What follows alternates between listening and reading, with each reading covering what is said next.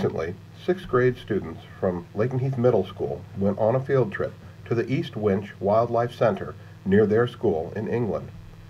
The center, a rehabilitation facility for injured wildlife, is a temporary home for a variety of recovering animals, from seals to swans. The class toured the facility and learned about the hazards faced by local wildlife. Here, they also saw dozens of hedgehogs being treated for an array of injuries. During their visit, they learned that hedgehog populations in England are dropping at an alarming rate.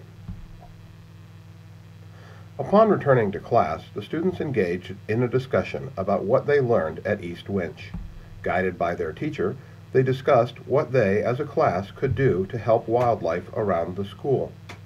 Based on what they'd seen, they decided to focus their efforts on helping the hedgehogs that live on the base. They then began to focus on answering the question, what can we do to support the population of hedgehogs around the school? After identifying the problem, the students researched everything they could about hedgehogs. They worked in groups to list out the questions that they would need to ask in order to best help their spiny neighbors. They gathered information on hedgehog biology and habits and researched common hazards that hedgehogs face. For the next few class sessions, the students focused on their driving question and ways to solve the problem that they had identified. During this time, their teacher made sure that they had ample opportunity to share their work. Through the process of peer critique and revision, they settled on a three-pronged approach to assisting hedgehogs. First, the class would create brochures to give to base residents to educate them about hedgehog conservation. Second, the class would request that wildlife crossing signs be placed in areas where hedgehogs are frequently seen crossing the road.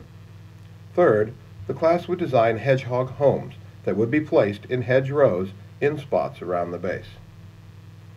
The students created a presentation outlining their plans and presented it to an authentic audience that included a facilities manager and a health and safety expert. Audience members answered questions and in turn asked questions to help the students focus their plan. Finally, the students implemented their plan.